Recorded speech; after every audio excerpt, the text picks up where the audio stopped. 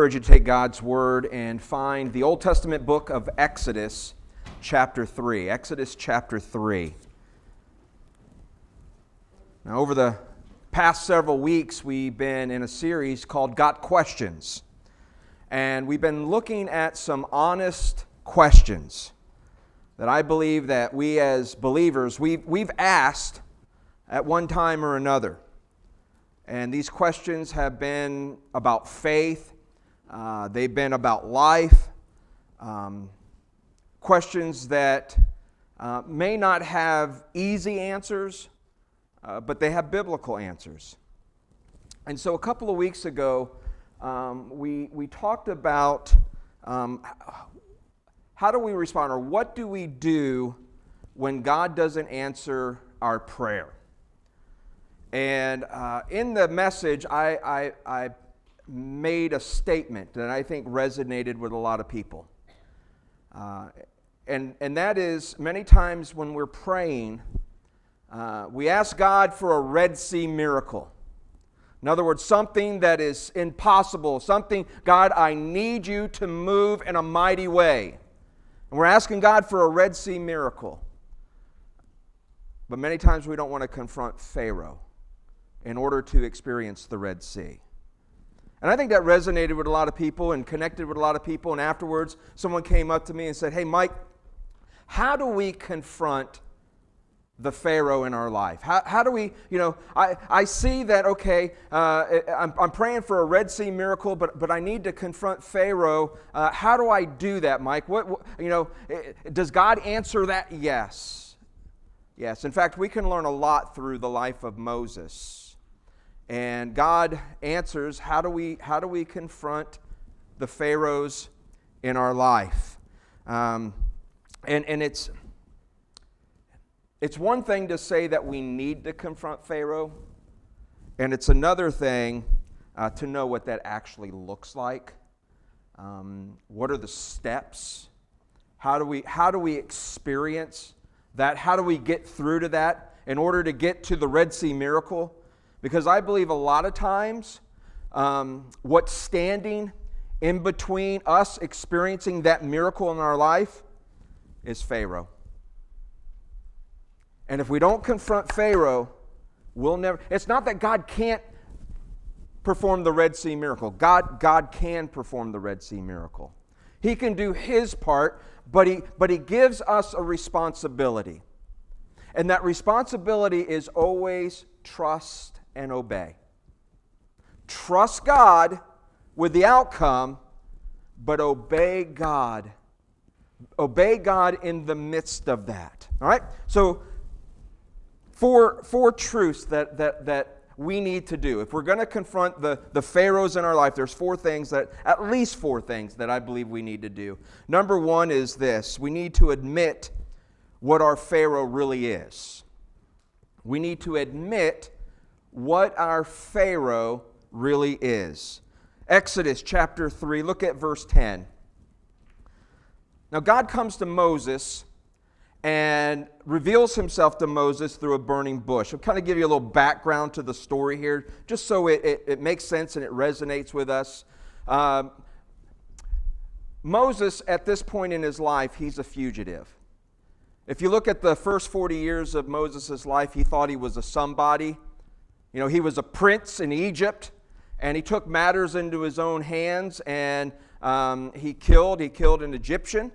And so word got out, and they were out to get Moses, and so Moses fled. He leaves Egypt. He leaves that mistake behind, but it's still there, right? And he's a fugitive. He's now married. He has a father-in-law named Jethro, and he's working for his father-in-law way out in the middle of nowhere, Timbuktu, all right?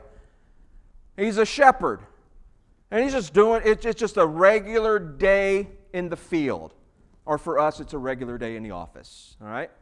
Nothing out of the ordinary, just routine, just motion, just going through it, Wake up, get dressed, grab staff, go to the field, watch sheep, clock out, go home, rinse and repeat, okay? So nothing. But this day was not like any other day. For God appears to Moses through the burning bush. And he calls Moses and says, Moses, come here. And so Moses draws near to this burning bush, to the presence of God, right? And God is speaking to Moses, all right?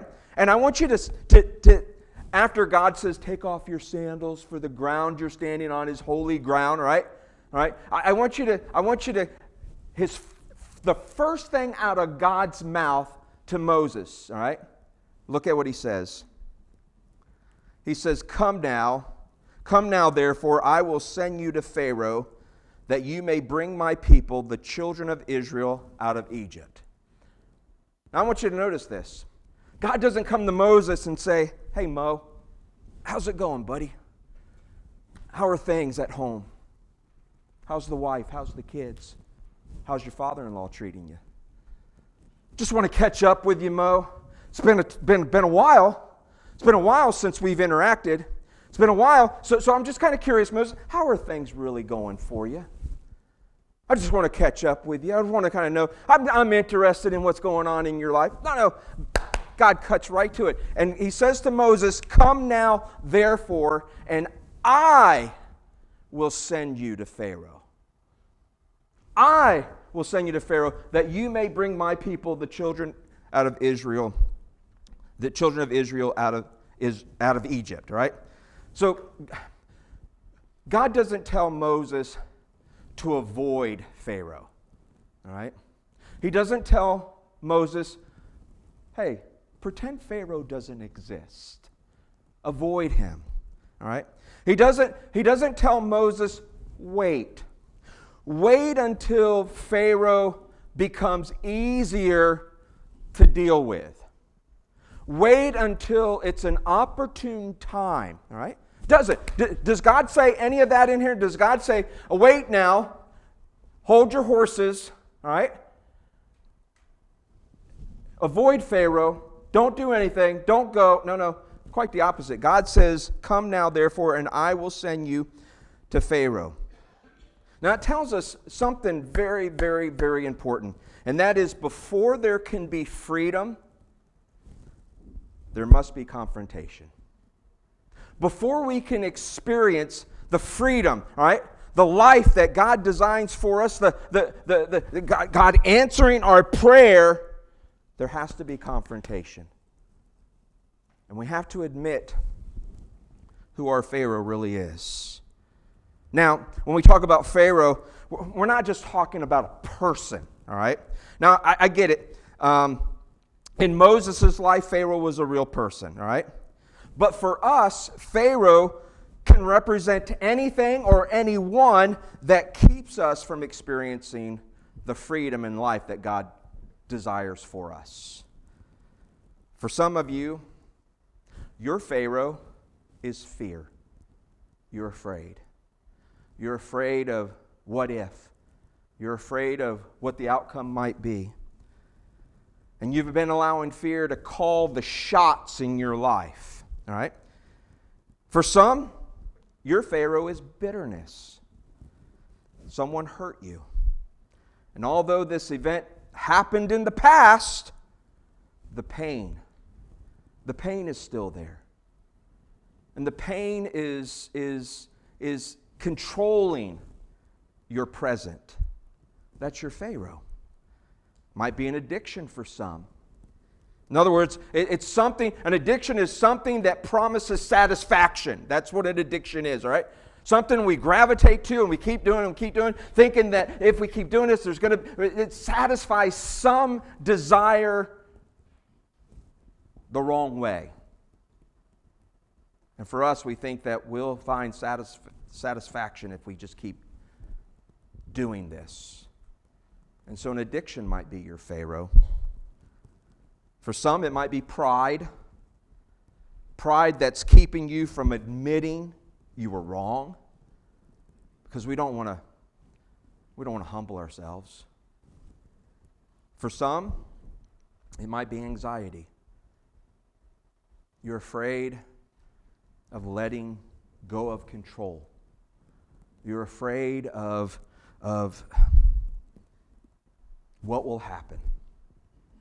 And you're convinced that everything depends on you. And that's your Pharaoh. That's just a short list. We can go on and on and on and identify all of our Pharaohs, but I think you know in your heart who your Pharaoh is. Now, that Pharaoh might be a thing, all right? It could also be a person, right? In other words, your Pharaoh might be a difficult conversation that you need to have with someone. Or in my family, we call it a come to Jesus meeting. It's a difficult conversation. But you've been procrastinating, putting it off, avoiding it, all right? For some of you, it might be someone you need to forgive. You've been holding and harboring the hurt and the pain. I'm not minimizing that, but you're the one that's being affected by it. And so your Pharaoh might be that you need to forgive that person. Your Pharaoh might be somebody you need to lovingly confront because the relationship isn't going to move any further forward until truth has been spoken in love. And that's your Pharaoh.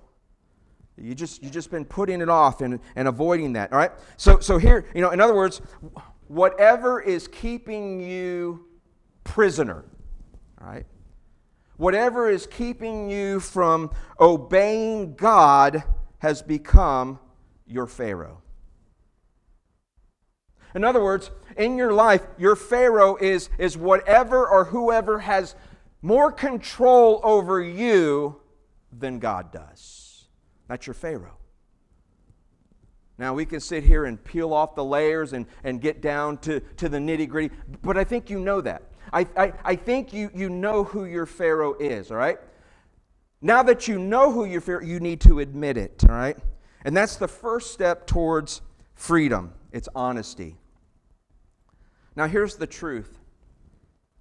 What we avoid rarely disappears. You know what it does? It grows. It becomes more evident, all right? And so the conversation that we need to have doesn't become easier, it becomes harder. The debt that we need to pay doesn't become less, it becomes larger. The addiction that we need to stop becomes stronger. All right? So whatever it is that we're afraid to confront, that's our Pharaoh, all right? I want you to write this down, all right? This is the aha moment, right? We can't defeat what we refuse to identify. We can't defeat what we refuse to identify. In other words, we can't conquer what we are unwilling to confront. Can't conquer it. We're going to live as prisoners. We're going to live enslaved. We're going to live in bondage until we confront the Pharaohs in our life. All right? Now, God already knows who or what your Pharaoh is, all right? And so when I say we need to admit what our Pharaoh really is, I'm not saying that you need to bring God up to speed. Right? I'm not saying that you need to tell God something that He doesn't already know. That's not what what I'm saying here, right? He doesn't need the information. What He's asking is for us to admit it because He wants to set us free from it. God says to Moses, go to Pharaoh. Pharaoh is the most powerful man at this time on earth, all right? A powerful person, a powerful force to be reckoned with. And God is coming to Moses. Remember, Moses is just life as normal. Yes, he has this past, all right? And now God is saying, listen, you need to confront your past. You need to go back to Egypt, the place in which Moses has been running away from, the person in which Moses has been fleeing from. God says, I want you to go and confront that. I want you to come face to face with your Pharaoh. So we have to admit what our Pharaoh is. All right, number 2, we need to stop making excuses. We need to stop making excuses. Look at verse 10 again. God says, "Come now, therefore, and I will send you to Pharaoh, that you may bring my people, the children of Israel, out of Egypt." Now, I want you to notice the action. I want you to notice the call, all right? God says to Moses, right from the beginning, the first 3 words in my translation is "come now, therefore," all right? Your Bible might say, "go now." Your Bible might say, "so now go," all right? Or "therefore go," all right? But you kind of get the idea of the urgency of what God is calling Moses to do, all right? In other words, what God was saying to Moses was, I need you to confront Pharaoh without hesitation, without delay. Come now, therefore. Do you sense the urgency? God isn't saying, "Hey, Moses, I need you to pray about this." All right? I need you to fast. I need you to pray. I need you to seek my will, all right, regarding this matter. When God is saying, "This is my will. This is my desire. Come now, therefore. Go now." Don't wait. Don't make excuses. Don't hesitate. God says, "I want you to do it now. This moment." Now, you would think Moses would say, because I know us good Christian folks, our relationship with the Lord, if God spoke to me through a burning bush and said, "go do this," I would say, "I'm right on it, Lord. Aye, aye, sir." Well, here's Moses.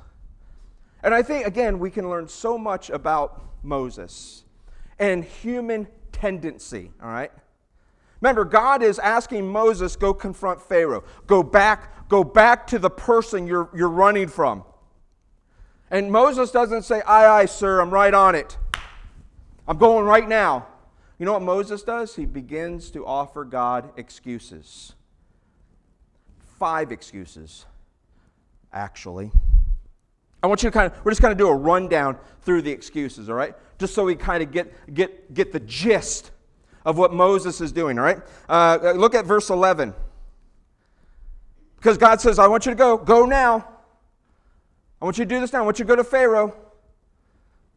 I'm sending you. This is my will."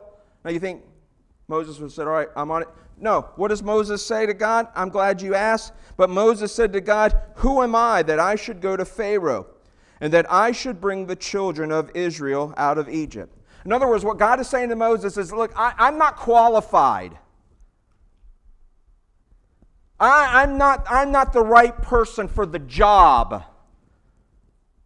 There's somebody else, who's probably more qualified than me. I'm not qualified, all right? Who am I that I should go and confront Pharaoh, and that I should bring the children of Israel out of Egypt?" Pop quiz. 1 question. Don't have to answer it out loud. This statement right here. But Moses said to... Remember, let's go back verse 10 real quick, because this just came to my mind. I'd write this down, right? God says, "Come now, therefore, and I will send you to Pharaoh, that you may bring my people, the children, out of Israel." Right? God says, "I will send you." Now you go to verse 10. But Moses said to God, "Who am I that I should go to Pharaoh, and that I should bring the children of Israel out of Egypt?" And here's the pop quiz question, right? 1 question. Who do you think Moses is trusting in this statement? Himself. Ding. Gold star. Absolutely.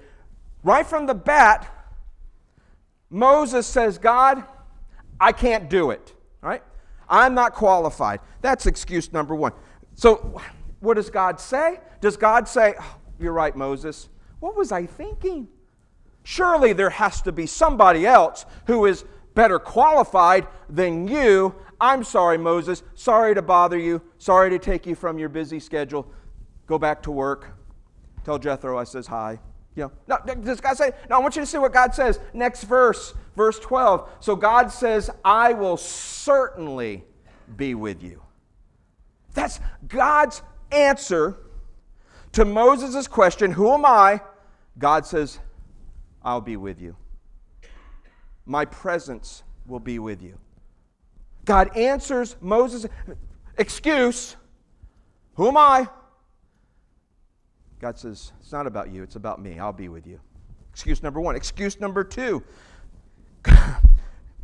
Go to verse 13. Then Moses said to God, indeed, when I come to the children of Israel and say to them, the God of your fathers has sent me to you, and they say to me, what is his name? What shall I say to them? In other words, God, I'm afraid I'm going to mess this up. I'm afraid that they're going to ask me a question, and I'm not going to be quick on my feet. I'm not going to be able to answer the question the right way. And so what if they come to me? This is an excuse. Moses really isn't asking God for advice, all right? He's basically saying, God, I don't have all the answers. Look at what God says, verse 14. And God said to Moses, I am who I am. And then God says, listen, in other words, if they come to you and they say, what is his name? The God who sent you, all right? What is his name? God says, I am who I am, all right? And thus you shall say to the children of Israel, I am sent me to you. In other words, God says, listen, Moses is anticipating a question, which, by the way, if you read Scripture, I don't even know if they ever asked that question, but he's anticipating. What if they say that? God says, listen, here's the answer to your question. You just tell them, I am sent you. This is God's personal name, by the way. I am. Yahweh, Jehovah. You just tell them, Yahweh sent you. You just tell them, Jehovah sent you. All right? Now, you would think, all right, Moses would say, okay, you know what, I tried to get out of it and say I'm not qualified. I tried to get out of it and say, listen, what if they throw a curveball at me and ask me some question I don't have the answer? And God says, listen, first I'll be with you. Secondly, I'll tell you what to say. I'm giving you the answer way before the question's ever asked, right? So you think Moses was, okay, good enough. There's no winning in this. I give up. Here you go. Nope. Chapter 4, verse 1, we see excuse number 3. Then Moses answered and said, but suppose, God, what if, could be a possibility here, suppose they will not believe me. Suppose that they ask me, who sent you? And I say, God sent me, all right? Yahweh sent me. I am, all right? And they say, man, I don't believe you. What if they don't believe me or they listen to my voice? Suppose they say, the Lord hasn't appeared to you. You know what God's answer was to Moses? God displays his power right in this moment. When God says to Moses, what's in your hand? And Moses says, a staff. God says, throw it down. And Moses throws the staff down, and the staff turns into a snake. And then God says, pick up the snake by its tail. And Moses picks up the snake by its tail, and it turns into a staff, right? That was display number 1, right? Then God does 2 other displays of his power, right? Now think about it, all right? Not that the burning bush was evidence enough, but now we see God saying to Moses, what's in your hand? I'll use what you have. I'll transform what you have into my power, into my glory. Right? So we see this moment where God is answer every excuse that Moses has. God has an answer to that. All right, and you would think that after this experience, Moses would be like, okay, God, I'll go. You have fully convinced me now. You said you'll go with me. You've given me the answers. And you've showed me your power. I'm a believer. Nope, not Moses. You know what Moses does? He gives another excuse. Excuse number 4, go to verse 10. Then Moses said to the Lord, "O my Lord, I am not eloquent." All right. Then he goes on to say, "But I am slow of speech and slow of tongue." All right. God's answer, verse 11. So the Lord said to him, "Who has made man's mouth?" Go to verse 12. God says again, kind of full circle here. God says, "Now, therefore, go, and I will be with your mouth, and I will teach you what to say." All right? Moses' excuse was, listen, there's some disability, all right? There's something that is preventing me from confronting Pharaoh. And I don't think I can overcome this. I don't think that I can go through with this, all right? And so God says, you go. I'll be with your mouth.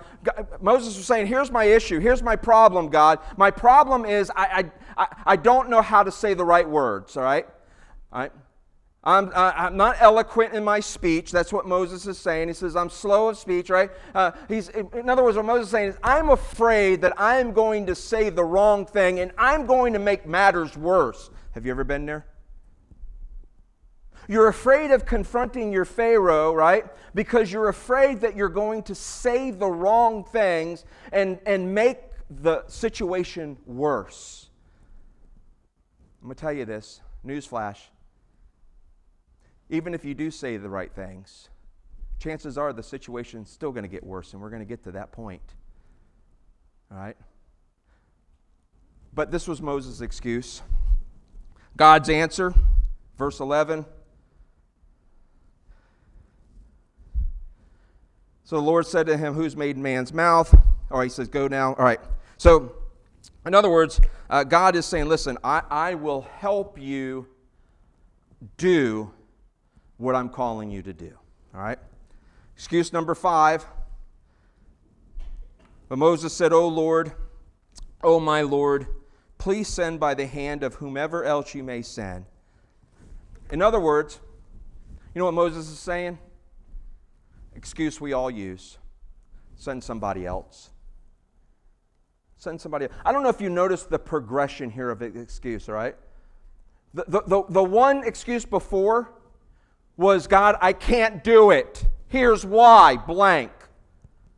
This one, I kind of commend Moses' honesty here, because he's moved from I can't do it to I won't do it. This is really what Moses is saying to God. I won't do it. Send somebody else. I'm sure that sounds familiar, because God calls us to confront the Pharaohs in our life, and we say, I can't do it. Is it you can't do it or you won't do it? What if I fail? What if I make matters worse, all right? Here's the real issue, all right? Let's get to the because we're looking at the symptoms. Let's get to the source, right? Let's get to the heart of the matter, right? Here's the heart of the matter. The real issue is that Moses did not have an ability problem. Moses had a fear problem. If you boil everything down and you get right to the heart of it, Moses is afraid to go face Pharaoh. That's what it is. It wasn't an ability problem. It's a fear issue. I'm afraid to go back. I'm afraid to face Pharaoh. I'm going to keep kicking this can down the road longer and longer instead of facing Pharaoh, because I'm afraid. I'm afraid of what might happen. I'm afraid of the what ifs. It's really the issue. You see, fear always exaggerates the problem. Not only does it exaggerate the problem, it minimizes God's power. All right? In fact, one of the phrases that we hear repeatedly through God's Word is this. Ready? Do not fear. Over and over and over again, God is constantly reminding His people, do not fear. fear not. Over and over and over again. Why does God have to keep constantly reminding us? Because we let fear be our Pharaoh. And God has to remind us, listen, don't be afraid. Don't fear. In fact, when you think about it, Abraham, right?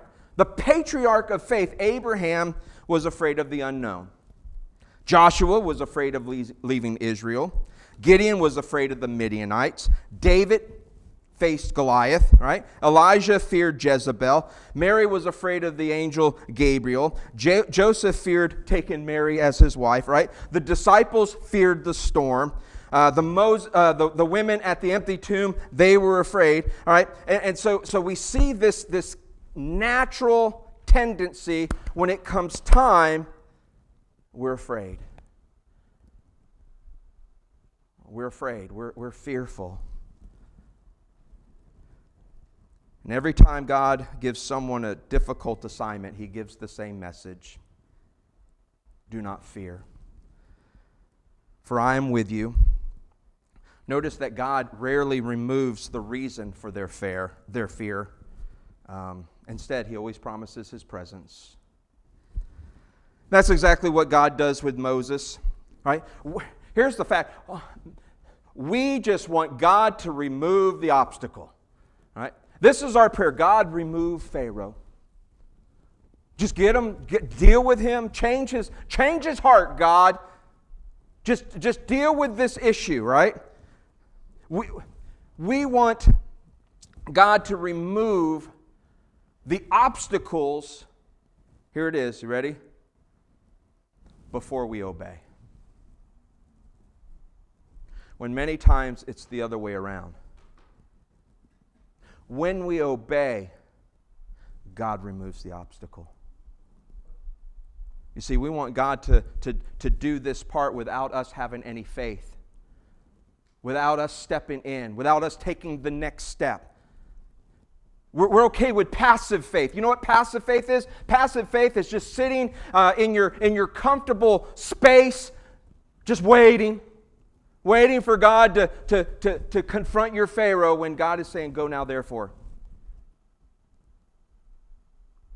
God, just remove the obstacle. God says, go now therefore. God, just change that person. Go now therefore. Well, maybe I'm not praying hard enough. Maybe I'm not praying long enough. Maybe I'm not praying right enough. And God keeps saying again and again and again, come now therefore. But God, I don't know. Come now therefore. But God, what if I say the wrong words? Come now therefore. My presence will be with you. All right? I'm going to keep reiterating that. My presence will be with you. That's what God promises Moses. Moses, I'm sending you to face Pharaoh. Regardless of whatever excuse you think is good enough for God, God says, my presence will be with you. That's why, it's one of the reasons why I believe God is here, because the opening song that we sang, and we talked about the presence of God. Many times we shake our head and we say, yeah, God's presence is here. But are we aware of His presence? Moses is standing in the presence of God. The question is, was he aware of God's presence? Was he sensitive to God's presence? Was he surrendered to God's presence? This is where faith, trust, this is where it's solidified. This is the test, right? And that's exactly what God does with Moses, all right? I want you to write this down. This is the aha moment. Ready? Our greatest obstacle, listen, isn't Pharaoh. Our greatest obstacle is our hesitation. That's our greatest obstacle. Our greatest obstacle isn't confronting our Pharaoh. It's the hesitation. It's the excuses why we keep making. We know what we need to do. We're just waiting for the right time. We're just waiting for the right moment. We're just waiting for the right words. And so our greatest obstacle isn't Pharaoh, It's our hesitation, right? Now, I don't want you to miss this, all right? God wasn't asking Moses to part the Red Sea, all right? That's later in the story, all right? That's after the confrontation with Pharaoh, right? God wasn't asking Moses to part the Red Sea. You know what God was asking Moses to do? Take the next step. Trust me the next moment, all right? Go to Pharaoh. And God usually doesn't ask us to take the 10th step. He calls us to take the next step. Did you get that? God says, come now, therefore, and go to Pharaoh. Now, God knows how this is all going to unfold, all right? God knows, all right, in His providence, in His foreknowledge, right? God knows that the children of Israel and Moses are going to be at the Red Sea. God knows all of that. But before they can get to the Red Sea, before they can get to ultimate deliverance, before they can experience the salvation of God, right? The deliverance of God from Pharaoh, Moses, without hesitation, come now, therefore. So, many times I'm convinced that underneath almost every single excuse that we give, the common reason, fear.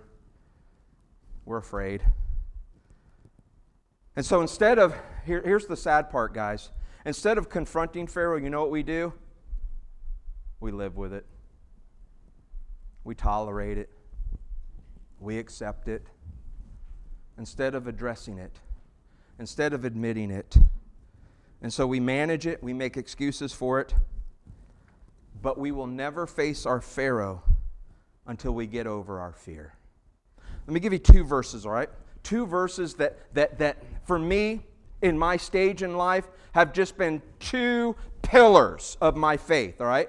Specifically when it comes to confronting Pharaoh, right? These two, and I keep telling myself, right, this, and I just want to share that, right? These are two pillars for your faith, all right? Number one is this, 2 Timothy chapter 1, verse 7, all right? This is a pillar of our faith to face Pharaoh. For God has not given us a spirit of what? Fear, but of power and of love and of sound mind. So acknowledge the fear that you're facing isn't from God. If you want to know God's will, ask yourself, am I afraid? Because if you're afraid, it's not God's will. For God has not given us a spirit of fear, but of power and love, of sound mind. Just keep saying it. God, you haven't given me a spirit of fear. I need to confront Pharaoh. This fear that I'm dealing with, this fear that I'm wrestling with, it's not from you, God. And then secondly, my life verse, Philippians chapter 4, verse 13. Paul says, I can do all things through Christ who strengthens me. I love the original Greek of this verse. What Paul is saying in this verse is whatever challenges that I may face in life, I can face them head on because Jesus gives me the strength. That's really what this verse is saying, right? Because Paul just gave a whole list of experiencing life, right? The ups and downs of life and what it was like to suffer, what it was like to be in need and what was it like to have plenty, right? He gives all of these things and he says, listen, let me tell you what I've learned, right? I've learned this, that I can do all things through Christ who gives me strength. And Paul says, listen, whatever challenge I have to face, I know I can face it because Jesus is going to give me the strength to face it. Jesus is going to give me the courage to face it. God hasn't given you a power of fear. And God says, I'm going to give you the strength. So don't make excuses. Number 3, this is the reality right here, okay? Because I know many times we think, all right, God, I'm going to face my Pharaoh.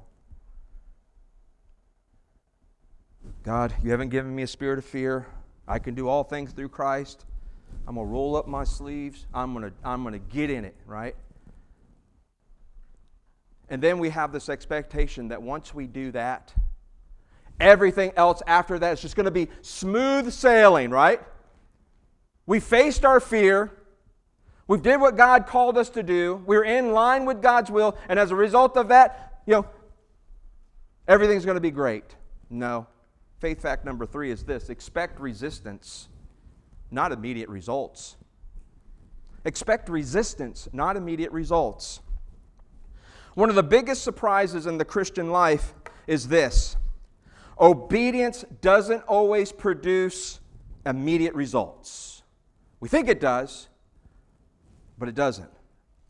In fact, many times, things get worse before they get better. All right? That's exactly what happens to Moses. God comes to Moses, says, "Go now, therefore." Moses says, "I've got some reservations about this. I'm hesitant about this," all right? But Moses does it, all right? He goes to Pharaoh. He says to Pharaoh, "Thus saith the Lord, let my people go." And Moses obeyed. Now, if I were writing the story, all right, if I was setting the situation here, all right, God comes to Moses, says to Moses, "Confront Pharaoh." Moses confronts Pharaoh, all right? If I were writing the story, the next part in the story was Pharaoh says, "Well, I must obey." I mean, you're coming to me saying, "Thus saith the Lord," right? I better do what you're telling me to do. Let the Israelites free. This guy Moses has come into my office and he has said to me, "God says, let my people go." If I'm writing the story, Pharaoh's going to say, "I must honor this God. I must bow to this God. I must release the hold I have on God's people." That's not how the story goes. That's not how the story unfolds, all right? Here's what happens. Every time Pharaoh has the opportunity to respond, he hardens his heart. He refuses to listen. All right? His heart becomes hard. All right? And he doesn't let the people go.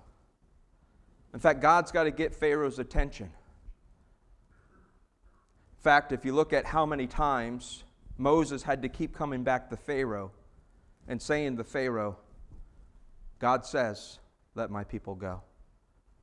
Pharaoh said, "I'm not listening. I don't hear what you're saying." And so God had to respond to that with a plague, with some form of judgment, all right? And I want you to kind of understand this. Sometimes we take the next step of faith, we confront the Pharaoh in our life, and things don't get easier, they get harder. And then we start to face resistance. We start to face opposition. We start to face kickback. And here's what we do in our minds as believers, all right? We process this, all right? And we say to ourselves, I heard God say this, I did this, I obeyed God, and I did exactly what I sensed God was telling me to do, and this was the result. I wasn't expecting this result. Maybe I misunderstood God. Maybe I didn't understand Him right. Maybe I'm outside of God's will. Maybe I just missed it. Maybe I just thought God was saying this, and I just, maybe instead of God talking, it was the pizza I ate last night that was talking. And so we start to rationalize this because we think that whenever there's opposition, whenever there's resistance, whenever there's kickback, I must be out of God's will. I must not be doing things right. I must not be doing what God has called me to do. I must have messed it up.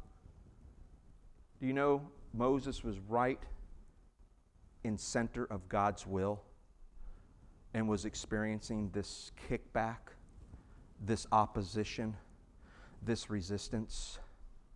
Now I want you to hear me, all right? Every time Moses goes to Pharaoh and say, "Thus let my people go," God says, thus saith the Lord, let my people go. Pharaoh says no. Many times that's all we focus on. We focus on the no, right? But I want you to hear this, and I want you to see this through Scripture, all right? And that is, every time Pharaoh said no, gave God an opportunity to show his power. Did you get that? Every time Moses goes to Pharaoh and say, God says, let my people go. Pharaoh says, no way, Jose. I'm not letting God's people go. Every time Pharaoh said no was an opportunity for God to demonstrate his power. Through the plagues. All right? Now, here's the thing. Moses goes to Pharaoh and says to Pharaoh, God says, all right? Pharaoh says no. All right? I want you to hear this, all right?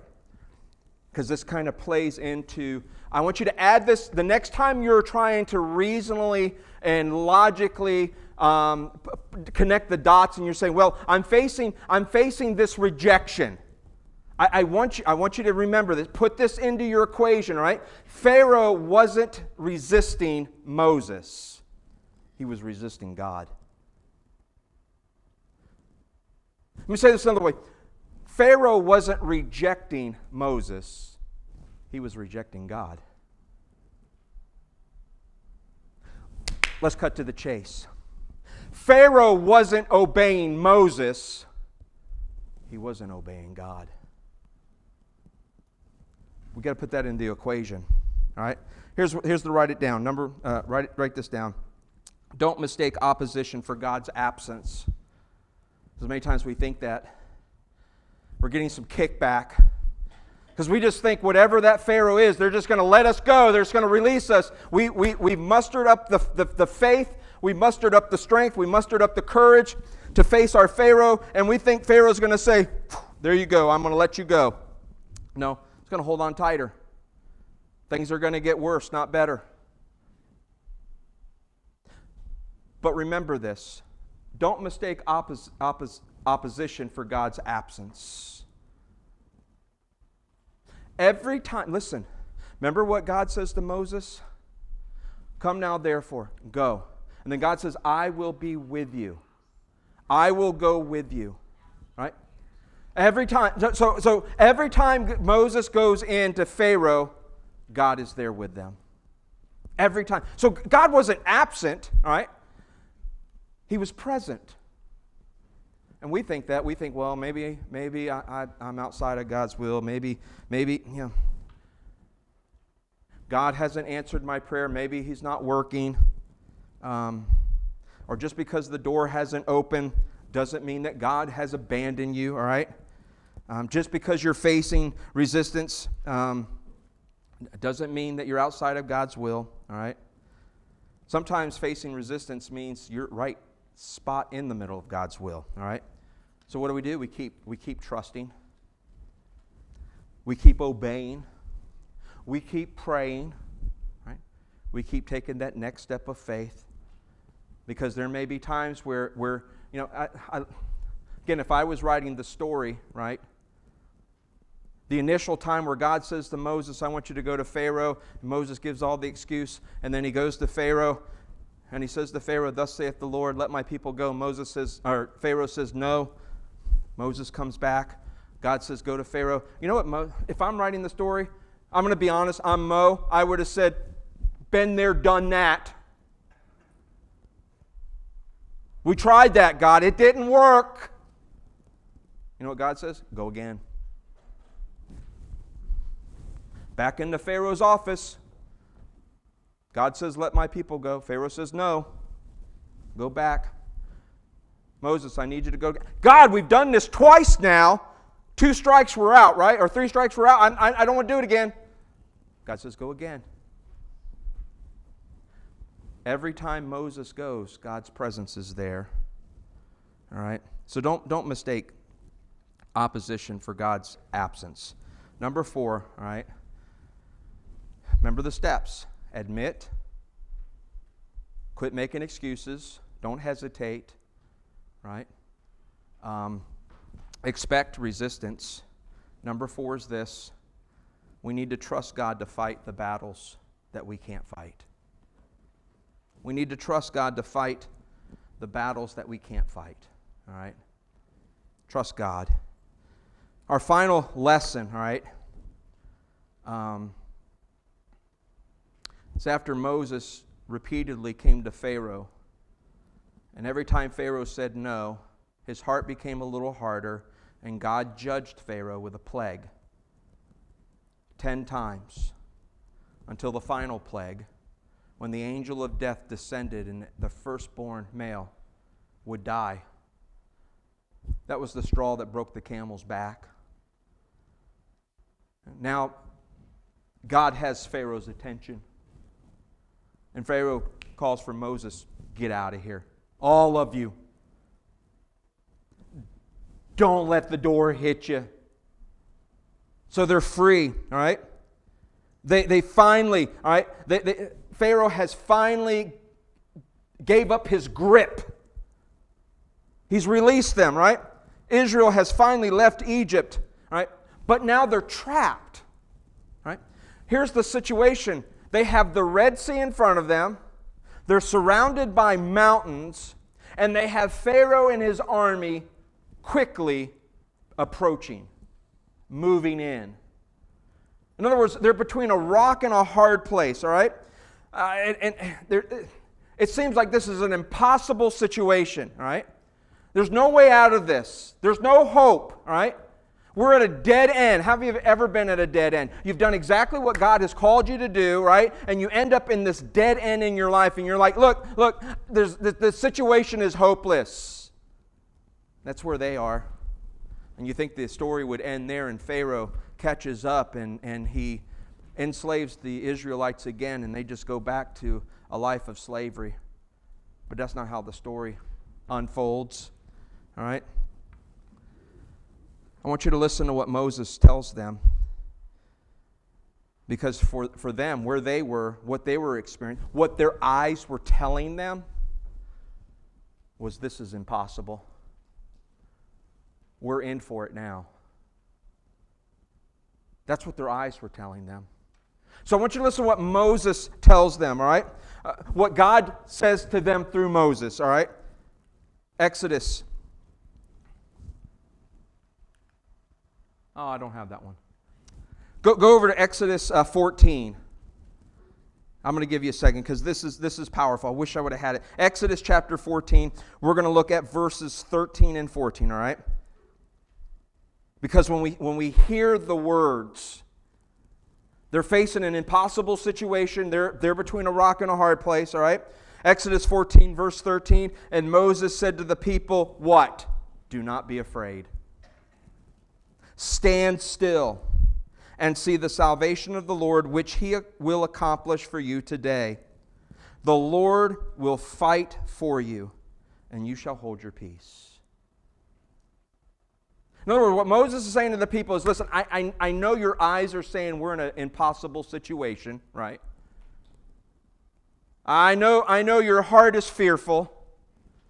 But Moses says, I want you, listen, don't be afraid. Stand still and see the salvation of the Lord. That God is going to honor His word.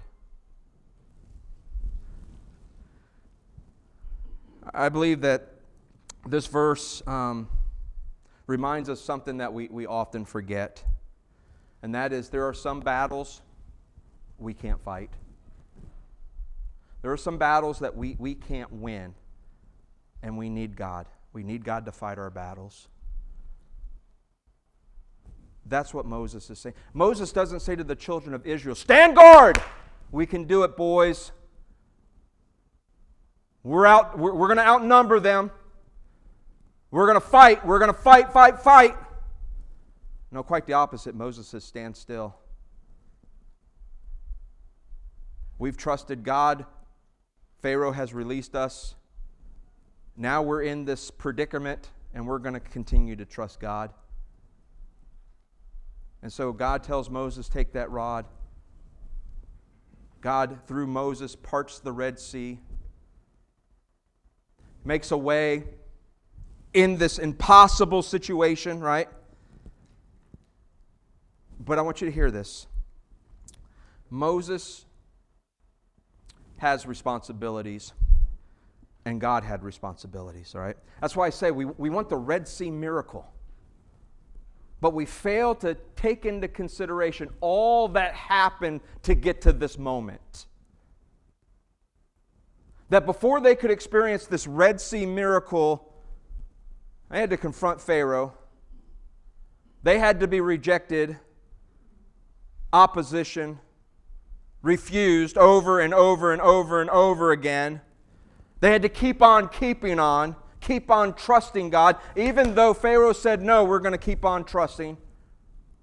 Even though we don't see the freedom yet, we're going to keep on trusting. Until the right moment, the right time, God works, Pharaoh releases, and now you think, oh, all right, we're done with this. And then they get to this impossible situation. You know, dealing with Pharaoh, that's probable, right? I'm sure if Moses just kept going to Pharaoh enough times, he would have just wore Pharaoh out, right? You know, it just been what aggravated with Moses. I mean, I'm just thinking outside of the realm of faith. We're just, logically thinking, right? That if you have someone who's constantly coming to you and they're saying, hey, do this, do this, do this, do this. You're just like, hey, all right, I'll do it. Just leave me alone. Have you ever been there?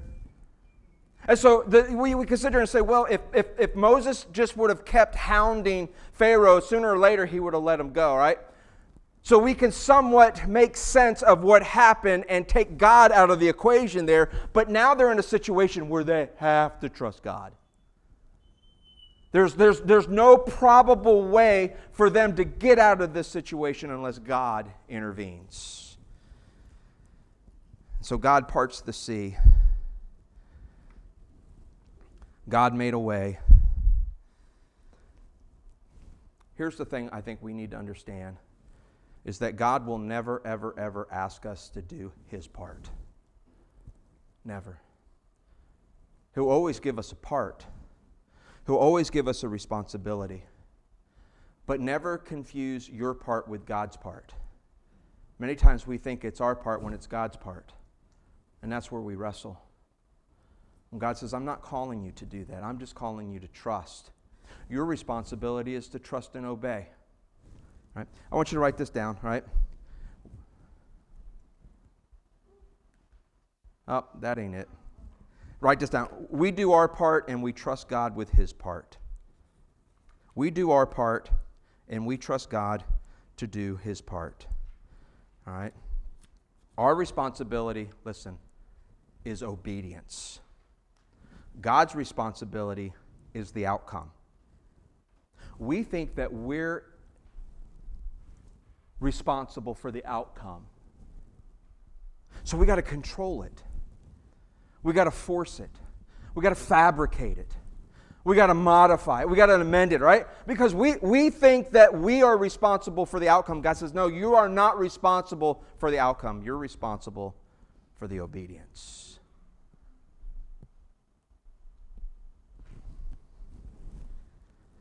And so, the Red Sea. This is a powerful point here. The Red Sea did not part because Israel had enough faith. The Red Sea parted because God was faithful. God was honoring His word. The Red Sea parting wasn't their responsibility. Their responsibility was to trust God despite what their eyes were seeing, despite what their heart was telling them. Their responsibility was to trust God with the outcome. And the same God who fights for His people to release them from Pharaoh's grip is the same God who fights for us. Now, every one of us, we all have a Pharaoh. Again, I think you know who your Pharaoh is or what your Pharaoh is. And so the question isn't whether or not we have a Pharaoh. The question is, what are we going to do about our Pharaohs? And so today, God has showed us a path forward. Our part is to admit, stop making excuses, expect resistance, and allow God to fight the battles we can't fight, to trust Him with the outcome, even though what we see may not seem hopeful. Moses obeyed. And so here's our challenge. All right. We have the so what, now what. The now what is this. What is your next step? What is my next step to face the Pharaoh in our life? To confront the Pharaoh. Again, if you're sitting here and you're praying, God, I need a Red Sea miracle, but you're refusing to confront Pharaoh, let me tell you, your next step, ready? Come now, therefore. I will send you to Pharaoh. That's our next step. Or maybe you've confronted your Pharaoh and you're in this sense of opposition. What do? You keep trusting God. Don't mistake opposition for God's absence. Maybe God's not answering my prayer. Maybe God doesn't want to answer my prayer. Why is God taking so long when God is still at work, even in the opposition? Or maybe you're between a rock and a hard place, and you need God to fight your battle. How did we get here? Obedience. Trust. Every head bowed and every eye closed.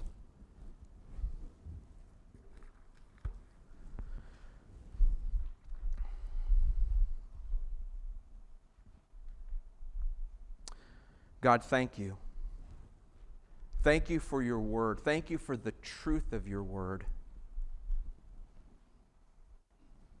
God, if we're honest with ourselves, Lord, fear is the reason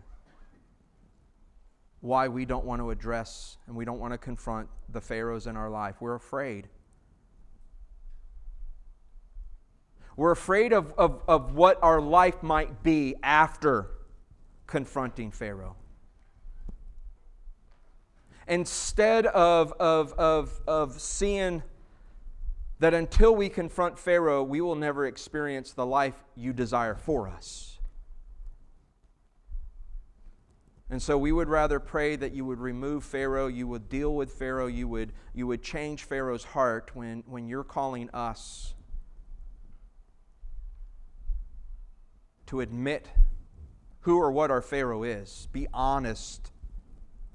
Quit making excuses. Yes, expect resistance.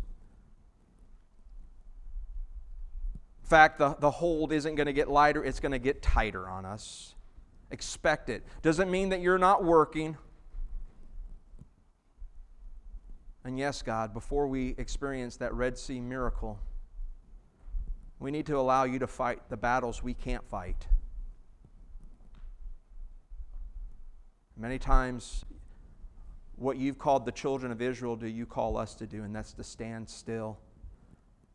To see with our eyes, instead of the opposition, instead of the impossibilities, to see the salvation of the Lord. To see your power, to sense your presence. And allow you to do what only you can do. So help us to obey, and help us to trust you with the outcome. We pray this in Jesus' name.